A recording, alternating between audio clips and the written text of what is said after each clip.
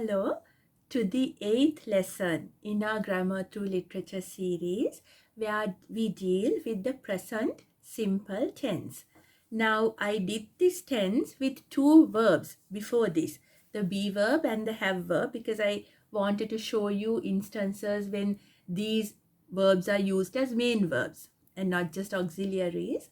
Now I'll deal with every other verb that we use in this tense. Now, to learn a verb tense, you need to know how to write it, the form, and when to use it, right? I will start by just saying when we use this present simple tense. It is normally used for, I'll divide this into three.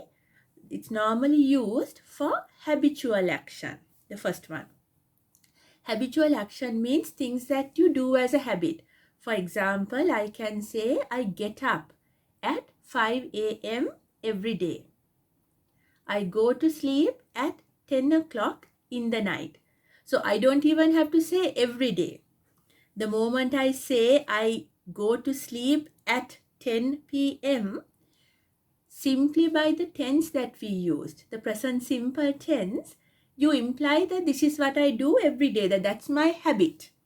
So you don't even have to use a frequency adverbial like every day or always, anything like that. Simply by using the present simple tense, you give the idea that this is something that you do as a habit. So to describe a habitual action is the first thing that the present simple tense does. Secondly, it does describe what you call eternal truths, things which are true.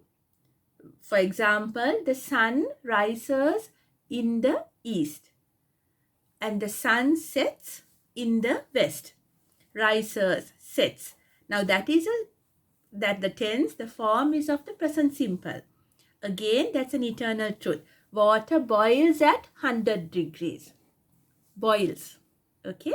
Eternal truths. So that's the second use. Thirdly, what is true for a long time. In a way, what is normally true. For example, if I say I live in Colombo, that is like where my permanent residence is. If I say I am living in Colombo, by using the present continuous tense, you're signaling that this doesn't happen normally. But right now, you're living in Colombo. So even without anything, just the verb tense can give you an idea of what you're talking about. So if I say, where do you live? Your answer should be, I live in Kandy, the normal place. But where are you living? I'm signaling that I'm asking you right now where you're living. I am living in Colombo or in a hostel these days. We do the present continuous tense later. I just wanted to compare it with live and living. So we use the present simple tense to talk about long-term actions. Okay, I can say I write. The moment I say I write, I'm signaling that I am a writer. But if I say I am writing a novel now, which means that's something I'm doing for this moment. But I write means, what do you do? I write. Which in a way is saying that I am a writer. So remember those three things. It's very easy, not difficult at all. And just the form, if you take any verb, for example, we'll take live since I spoke about it. I live, we live, you singular live, you plural live. Third person singular is the only one that changes. She lives, he lives, it lives. You put an S for the third person singular. Plural again, they live. So the only difference is in the third person singular, you normally put an S to the end of the verb to make the present simple tense. I talk, we talk, you talk, you talk, she talks, he talks. You can't say it talks, but should something be like that? It talks. They talk. The only difference is he, she, it. You put an S to the third person singular. Right. So in a way, that's all you have to remember, and I will try to show you in practice how we have used these use this tense. And I've picked two very short poems, and because I like to take the chance to show you superb songs, one song, right? Okay, so the two poems are, one is an anonymous poem that you normally tell children. It's not a nursery rhyme, but something that you tell to advise them to get up early and to sleep, not sleep late, sleep early and get up early. It's quite well known, very didactic. Didactic means teaches people how to live, but it's fun. So I'm going to read it. And no one knows who wrote it, so it's anonymous. If you see a poem and anon, it means anonymous. You don't know who wrote it. Cocks crow in the morn. Cocks crow in the morn to tell us to rise. And he who lies late will never be wise. For early to bed and early to rise makes a man healthy, wealthy, and wise. So makes a man, and there's one future tense, will never be wise. So look at that poem. It's kind of quite well known. Early to bed and early to rise makes a man healthy, wealthy, and wise. It's a very, something like an adult would tell a child. Please sleep early and get up early. That is the way to health, wealth, and intelligence. Right. The other poem I'm choosing is by Alfred Lord Tennyson. Tennyson wrote pretty serious poetry, and this very small poem, he describes the eagle. They wrote about nature and romantic kind of poetry, which took symbols from nature. And this poem describes what an eagle normally does. The bird eagle, what he normally does. So naturally he used the present simple tense to just say what this is his normal behavior. The eagle. Alfred Lord Tennyson. He clasps the crag with crooked hands. Close to the sun in lonely lands. Ringed with the azure world he stands. The wrinkled sea beneath him crawls. He watches from his mountain walls, and like a thunderbolt he falls. That's all. It's a very short poem, but has caught the power of the bird, the majesty. And he's alone. He clasps the crag with crooked hands, close to the sun in lonely lands. Eagles don't go in batches. They are very lonely and not sad about it. They are very majestic. And he's way up high, ringed with the azure world, like the blue world, the sky. All about him is sky. And below him he can see the sea moving. And he watches, and like a thunderbolt he falls.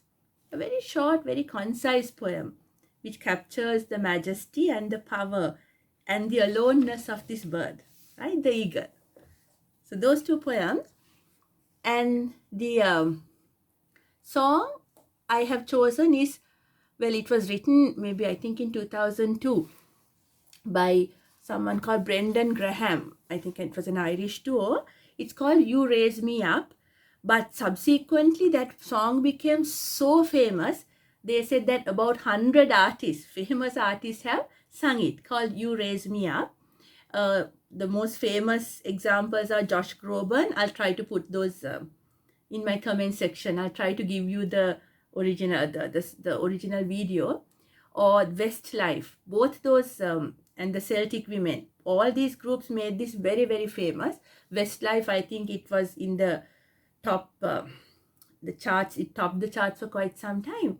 You Raise Me Up is, you can take it like these are Western artists. It could be about God, how he makes people go higher. It could be about a parent, someone who made you trust yourself. It could be about a lover, your partner, someone who makes you feel so good that you do things that you don't normally believe you can do, right? So I always feel in life, if we have someone who trusts us, you actually raise them up. So it can be like whatever you believe in, your religion, your goodness, whatever the power that you believe in. Obviously, the Christians can easily relate it to the God that they believe. It's a song that says, because of you, I can stand on mountains. Because of you raise me up. Okay. So let me first read the lyrics, but because I can't play the songs within the video, but I beg you, as I normally do, please listen to the song, because the magic comes with the music, not only the words. Listen to the song either before or after you listen to the lyrics. So these are the lyrics. You raise me up. When I am down and oh, my soul so weary, when troubles come and my heart burdened be, then I am still and wait here in the silence until you come and sit a while with me. You raise me up so I can stand on mountains. You raise me up to walk on stormy seas. I am strong when I am on your shoulders. You raise me up to more than I can be. Those are the two new words, but that last 4 lines keep getting repeated, right? And the beauty is, something he says, this is what happens all the time. When I'm sad or I'm feeling down, and when I'm down means when I'm sad, depressed. Down means that. My soul is weary. Weary means sad. When troubles come and my heart burdened be. My heart is heavy. Burden is to carry something heavy. So all he says, then I just stay quietly and I wait till you come and sit with me. So it can be some God that you believe in. It can be your, whatever goodness that you believe. It can be someone means a lot to you, just to sit with him until you come and sit a while with me. And then he says, then when you give me that strength, when I'm feeling confident because of you, I can stand on mountains. All those 4 lines the first 2 lines are impossible. Stand on mountains. I can walk on stormy seas. Figurative language. You can't really walk on the sea. Stormy sea is a troubled time. But when you give me strength, when I believe in you, when you show me I can do it, I can even walk those stormy seas. And the last line is beautiful. He says, I'm strong because you're with me. And because of you, I am more than I can be. If I was alone, if I didn't have you, I can't be what you make me be. Listen to this song. It's easy to sing as well. So something that happens all the time. That is why they have used the present simple tense here. So I hope you enjoyed the 2 poems and the song. And I will meet you next time with the future simple tense. Thank you very much.